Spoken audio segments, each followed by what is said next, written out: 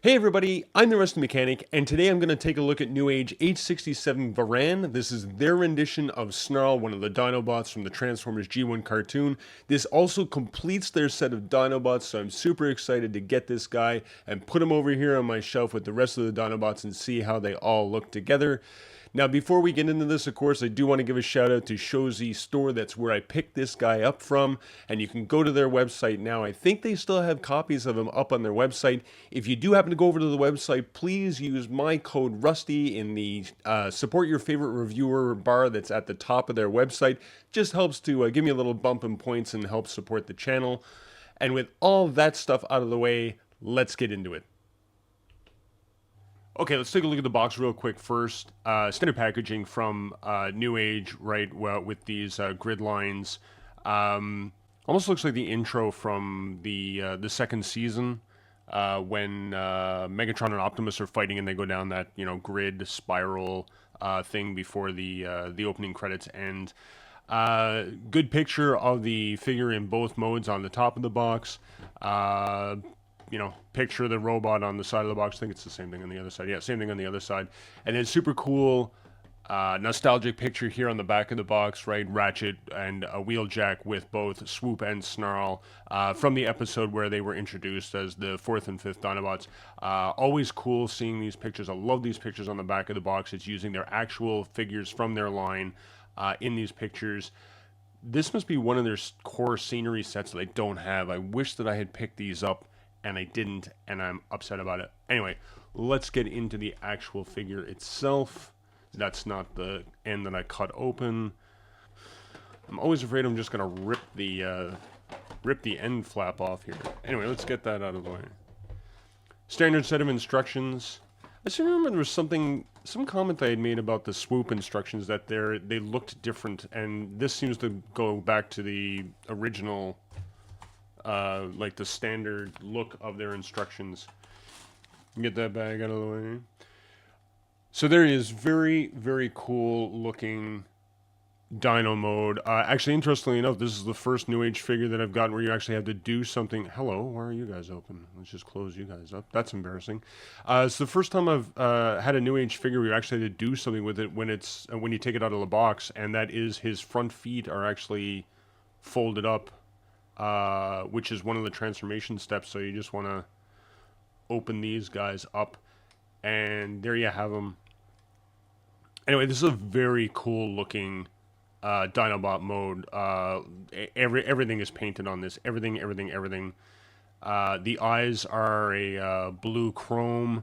You got some dark blue detail here, dark gunmetal gray with the matte gray for the body and the legs, right? Yellow all around for the. I'm just trying to remember what the technical term for these were. Spine something plates, spinal plates. I think that's what they're called. Anyway, the red here is not painted. That is one of the parts that are not.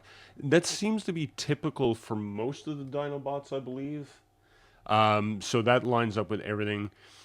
You got articulation in the tail, 2 points, so you can go left and right. You can actually pivot it all the way up, which I think if we remember right, there was an episode where he actually shot lightning bolts off of the 2 spikes on the end of his tail. He's got a head tilt in the front. He doesn't have a head tilt left or right in this mode like some of the other Dinobots do for Newage. You can open up the mouth, which will expose the gun that is in the mouth. So that's very cool. Articulation in the legs, again, standard stuff with the Newage Dinobots, right? So you can move the leg out, you can rotate it all the way around. There's actually a front elbow joint on his front leg. And then the rear leg you can swing all the way out. You can swing 360 degrees. And you can actually bend it back and forward here. This is actually part of the transformation, but it does give you, like, if you wanted him to squat down shorter, right, you can actually move the leg. Anything else? I think that's it for the Dino mode. What else could you possibly want? Let's take a closer look overall at the figure. Again, some cool details all around, right? Blue here. There's some red dot paints here, or red painted dots here. Um, you know, different molding details throughout the plastic all around, right into the tail with the plates and these areas here on the body. You know, very basic face, but I mean, Snarl had a very basic face in the cartoon, so that all lines up. Again, this is from the cartoon, from what I remember. So, super happy with this. One odd thing to note before I get into the blast effect accessory for this, when I was doing one of the test transformations with this, I was putting it back in Dino mode. One of these spinal plates actually popped off, and I spent half an hour trying to find it. I was in a panic. These aren't actually attached. They just slide off. It's just a peg on the back. They're not all like that. It's just the ones, the first three here, but they all are just, they're just sitting on pegs. So be careful of that as you are manipulating him, that you don't actually knock one of these off. They are on there pretty tight, so I don't expect that they'll pop off. Mine popped off because I was struggling to get this part of the body lined up to snap it into place, like these two halves break apart during the transformation. So I was trying to squeeze the figure back together, and when it finally clicked into place, this just took off and landed on the floor. So anyway, just something to keep in mind. Let's take a look at that blast effect, because it is super cool. Again, New Age, you can keep sending me these blast effects all day long. I love these things. They are fantastic. So obviously this is a blast effect flamethrower looking thing for his mouth weapon. And just like all the other Dinobots, right, if we open up the mouth and we get the peg exposed for his mouth weapon, then this just pegs onto the end. It is a tight fit, which is what you want anyway, but there you go. And now he is torching some Decepticons. Amazing. I love it. I might actually display him with this. So let's go ahead and take a look at the transformation. Transformation's pretty simple. The legs for the robot mode are the most complicated part. There's a lot of finagling going on, but nothing gross, nothing over-engineered. Where it makes sense, it makes sense, I think. And I can't really think of any better way to do it. So anyway, we'll start with the front legs. So the front legs are actually pinned in to keep this bottom panel in place. So you actually need to just crack the front legs open, and as you can see, there's the tabs that are holding it in place. Then typically I have to get the head out of the way, so I do tilt the head up just to get at these two panels here, but we're opening up the entire bottom of the figure to swing those away. Then we want to get the legs out of the way, so I typically just swing them up 90 degrees and then rotate them back so they're at the back of the figure. And that's just to give you room to be able to break the two halves of the Dinobot body apart. As you can see, there's a line down the middle of the head here. So this actually splits in half, which I think is actually reminiscent of the toy, if I remember. I think the toy did the exact same thing. But anyway, there is that split, and you'll see a split in the bottom of the mouth as well that kind of is jagged back and forth, so they're basically tabs that hook into each other. So you want to break all this stuff apart. And I actually start down here with these two panels because there is a big peg right in there that's holding these two halves together. So we want to split this apart first, right? Get those split apart. Then you can move up to the head. And I will tell you that the first time that I did this, it was very tight getting the head to split apart. So you might actually have to get a spudger in there. And then once we have these split apart, then we can just extend them straight out to the side so that we get the start of the leg, the upper thigh basically, right? So break both of these apart just like that.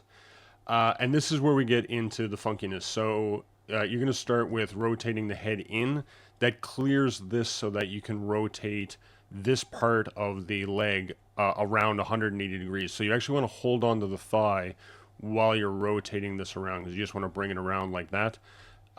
Basically so that the head will eventually flip back inside here. So you want to bring it all the way around like that.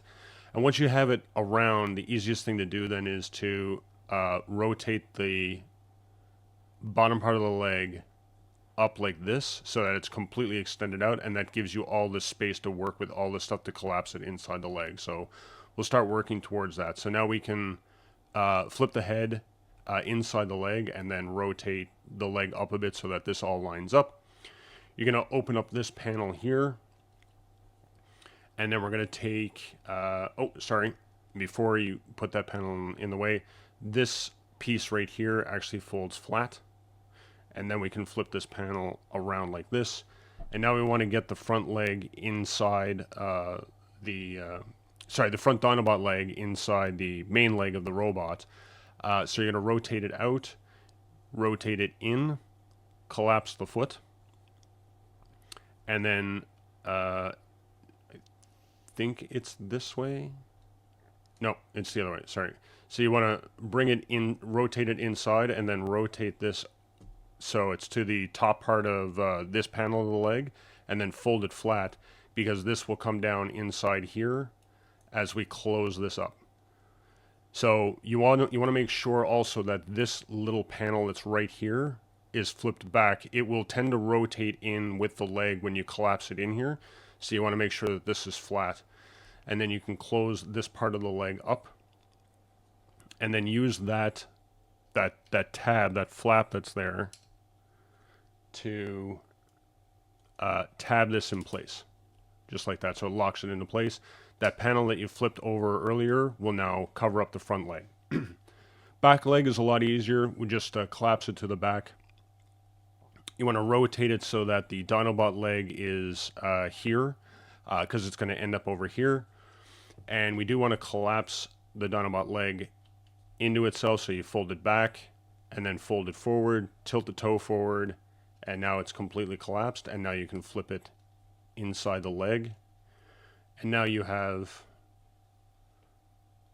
the leg, right? So we'll do the exact same thing on the other side. So I'm just gonna start with the front leg, the back leg and the front leg. I'll just get the feet out of the way, and then again we're gonna flip the Dinobot head in. We're gonna hold the thigh in the Dinobot head and rotate this around 180. Then you're gonna fold it out so that's in line with the thigh. Then we can collapse the head in, pivot this if you need to get the Dinobot head to line up with the front of the leg. Flip this panel back, flip this panel over, and then we'll rotate the front leg in, again making sure that this panel stays flat because it'll be needed to lock in. And then, no, I did it backwards again, right? It's towards the top part here. Fold this flat and then fold the leg in. We flip it over, then we can use this panel to tab in and lock into place, and then flip this gray panel over to hide the front leg. You want to make sure that the front leg is rotated so it's touching the back edge of the leg, and then we can move to the rear leg, which we rotate around so that the foot is facing the spines, and then it will just collapse inside like that. And now you have the legs, which then you can bring down like that, and then we can move to the upper part. So as you can see, the arms and then are here. Now the body is typically sitting like this, like the upper torso area is sitting like this, so that the arms are against the butt basically, or I guess it's actually the pelvic. So you just want to pull the whole assembly forward on the ab crunch that's going to end up there. It just frees up a lot of space for you. And then we can you bring down the arms. So the arms are up inside the tail, so you actually need to pull the whole arm assembly down, and it rotates. It pivots right here. So you can just pull in the arm, and you'll see it'll rotate down. that allows the shoulder to clear the tail so that you can flip the arm out and around. And there is a tab here and a slot here, so you basically just rotate this around so that you can get that to peg into that tab. And sometimes you got to play around with where the positioning is. Like right now I've got it out of alignment, so I just need to keep moving it down until it clicks into place. And we'll do the exact same thing on the other side. So we'll pull the arm down, we'll flip it over, and then just keep maneuvering that part down until everything lines up and clicks in place. And there you have the arms. Then we can move on to the tail. So you just want to split the tail apart. And there's a tab and a slot at the end of the tail. There's a tab and a slot in the middle of the tail. So you want to break all those apart. And then the tail actually kind of does a double pivot so that you extend it all the way out like this, right? So it'll stop right about there, and then you just want to pivot it again, and then you get it all the way out. Take all the bigger spinal plates and rotate them all the way around to the back. And if you keep pushing on this, you'll notice that the entire back assembly will actually pivot down 90 degrees so that it's all sitting on the back. This is the one part of the transformation I'm a little disappointed about, but it does get stuff out of the way. I mean, so first we're just going to open up the chest that exposes the head, and we'll flip the head out. These two parts here are on sliding pins. I'll just bring it into the camera so you guys can see it a bit better. So I'm not a big fan of sliding pins, but I guess it was a necessary evil. Anyway, so you want to slide these two yellow parts back that are on top of the shoulder so that they slide all the way back. And then there's a double transformation or a double pivot that's happening here as well. So there's a pivot here for this, but there's also a pivot on the red part that this is connected to. So you want to flip this up, and you want to flip the yellow part over, and then push it down into the chest. And then it will slide down in the middle of the chest where the head was. And then you just do the exact same thing with the other one.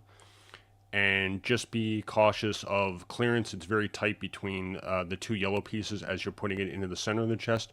The instructions actually show it as doing both of them together, but I found that it was really difficult trying to manipulate it to get it together. So there is enough clearance for you to do one at a time, and that's fine. Don't put the head up just yet. We've got to do some stuff with the tail at the back here. So this gray part here that has these two slots will actually tab into up here. So you just want to fold all this up like that, and then it will tab into place right there, and that locks the backpack in. And then this tab that's here actually goes into the back of the head, which then locks all of that into place. And we have a nice solid upper torso. That's the completed upper torso, except for the arms, which we'll do in a sec. So I typically just get the arms out of the way. You do need to do a bottom torso rotation to get the legs to the front. And then we get to the arms, which I find the arms can be really finicky about this, and I haven't figured out the exact process as to how to do this. But it starts off with opening this up, and then it's one of these ones where this is on a double pivot inside the forearm, right? So you need to pull the forearm forward. And then what I find is that when you're trying to close this, it gets hooked up on the pivoting mechanism that's inside. So you just kind of have to like fool around with it. And I find sometimes that actually like bending it at the elbow 90 degrees like this, actually, see, like it just slid into place. But I cannot, for the life of me, explain to you what it's getting hung up on, because it just literally falls into place as you're doing this. And I find that the right arm is a lot worse than the left.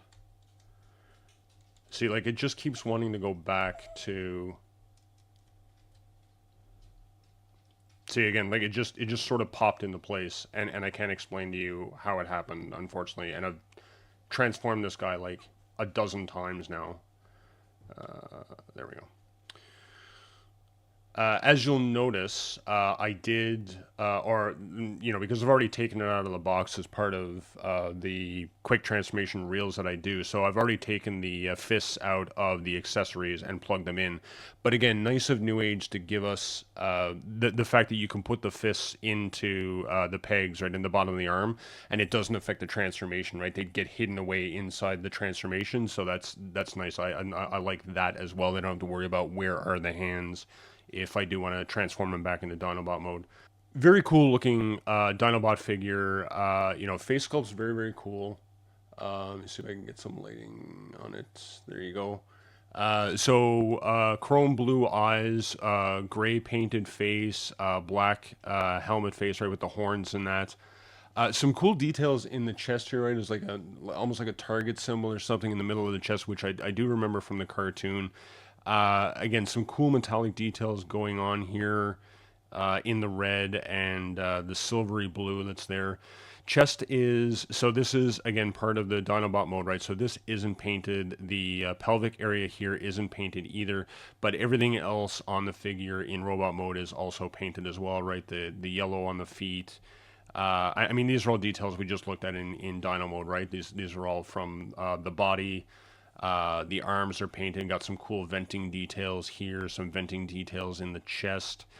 There's a little bit too much paneling going on here in the forearms as part of the transformation. Right? We've got like these, you can obviously see the hinge here.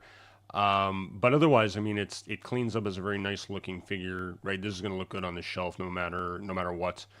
I would just go around and just take a look at all the other details and stuff on him. Backpack's nice and clean and tight, right? Everything tucked away on the back of the legs. The only weird gapping that's going on is right here. You can see through this space at the top of his backpack, but I think that's pretty minor, being a bit nitpicky. Let's take a look at the articulation. So head is on a ball joint, so we can do that confused doggy head tilt thing, and obviously it could rotate 360 degrees. He can look down that far, and he can look up a whole bunch. So that is nice. Arms go out 90 degrees.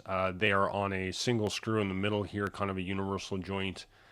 So it could go 360 degrees, except that the tail does get in the way, but you still get a lot more movement than you need out of these arms. We do have a bicep swivel. It's on a mushroom peg, so that's 360. We have, what do we have? Double bend at the elbow, which is amazing. As I mentioned earlier, the fists are on a peg, standard legend scale figure stuff, right? So you do have a wrist rotation of 360 degrees. Single peg hole in the fist for the weapons, which we'll take a look at in a second.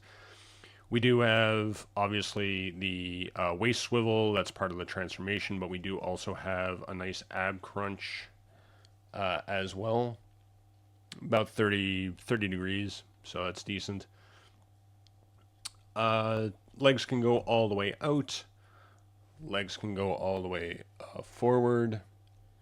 Legs can go all the way, almost all the way back, which is fine. Am I being impeded by a butt flap here? Oh, there we go. Sorry, legs do go all the way back if you get the butt flap out of the way. We do have a thigh swivel, again on a mushroom peg, so that is 360 degrees. We have a 90, a little more than 90. There's actually a bit of a double bend going on there. Again, that's kind of part of the transformation, and one of the things I'll get into in a second as part of the review, but this does move around a lot in this area, which is a little irritating. We don't have a toe tilt per se, and we don't have there's a toe rocker out, which is annoying, but that's part of the transformation, and there is no toe rock in. So the feet are one of the biggest problems I have on this figure. Now, going through the review of this again, it's a very good looking figure, but it does have some design flaws that are related to the transformation. One of them is that the because of that rotation of the leg for the body to turn it into the leg, not only do you have the knee joint articulation here, but the thigh has a tendency to rotate away from the position that it's supposed to be in. So sometimes the figure is standing up, but this leg will rotate back like that, where you actually want to, if you're trying to pose him and you were trying to use the knee articulation, you end up actually using part of the transformation articulation that causes the knee to bend. So it's kind of finicky getting the leg to stay where it's supposed to, so that this is sealed up and get the bend at the knee. So that's a bit of a problem. The other big problem I have, by the way, most of the problems are down in the legs. The other problem I have is there isn't really, like, the rear leg that folds up in the rear Dinobot leg, sorry, that folds up inside the robot leg. It doesn't really sit flush with the bottom of the leg here. It actually bumps down, which causes issues with you trying to pose him and stand him up. That he sort of feels unstable on his feet. And as you can see, as I'm just trying to maneuver him around on this non-slip pad, these rear Dinobot legs also have a tendency of doing this, of actually pivoting out of position, right, as the toes of the feet.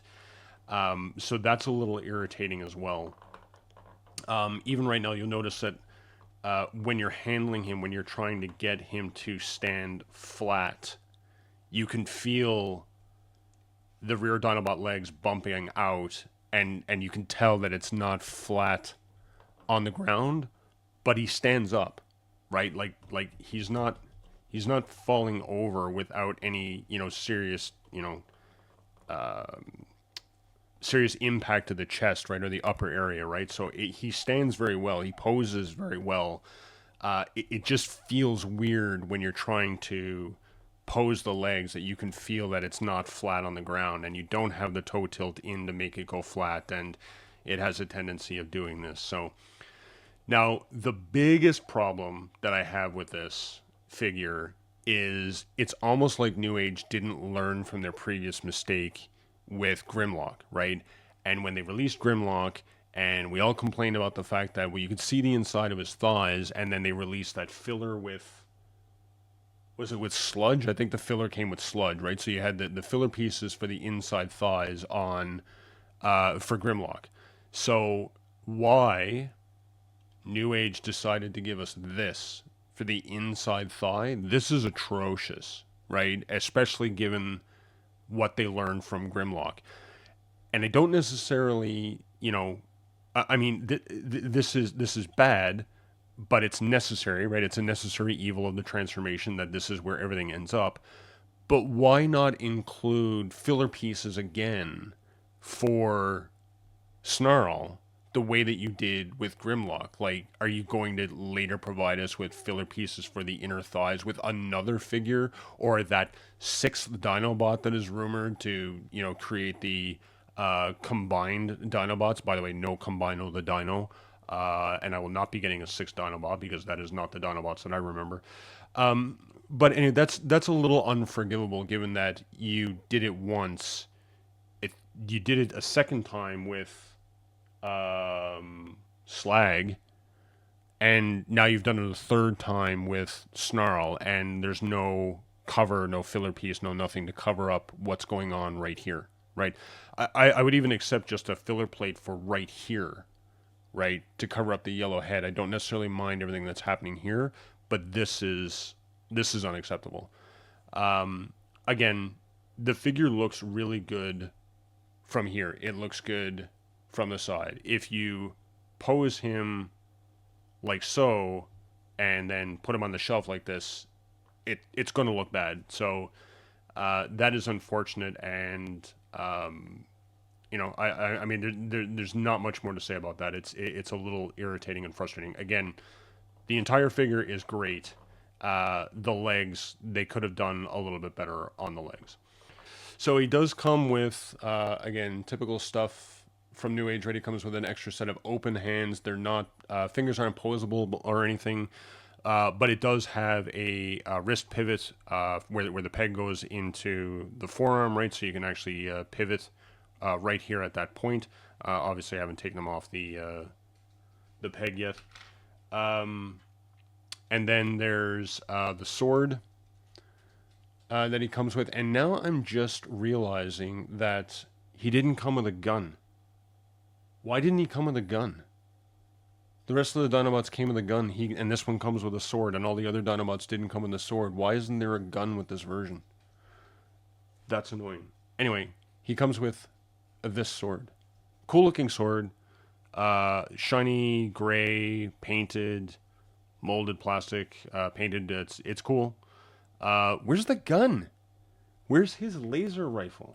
Did I lose the laser rifle? I'll do a quick size comparison first. I don't have the Dinobots in robot mode, so I will use Newage David here, aka Optimus Prime. So that's pretty cool. I mean, the Dinobots were obviously bigger than Optimus in the cartoon by a sizable margin. I'm pretty sure that's accurate. Right? Optimus at their shoulder is probably correct. So I like this scale. That's good. I'll actually pause the camera for a second. I'll put Snarl back in Dinobot mode. I'll get the other 4 Dinobots. We'll put all of them together and see what they all look like together. Okay, now we can do a quick size comparison with the rest of the Dinobots. So let's bring in our favorite Dinobot leader, Grimlock. Bring in Slag. We'll bring in Sludge. I think I'll put Sludge back. Just move Grimlock over here. We'll move Sludge out over here. We can get them all together in one shot. Yep. And then put Swoop in the background back here. And there you go. That is a completed Newage Dinobot set. I think that looks amazing. That's it, everybody. Thanks for hanging out with me again and taking a look at Newage H67 Varan, the last of the Newage Dinobots. So we have our complete set. I'm a happy Rusty mechanic. If you do like my videos and enjoy hanging out with me, please go ahead and check the description down below for ways that you can help to support the channel. And as always, I'm the Rusty Mechanic, and we'll see you next time.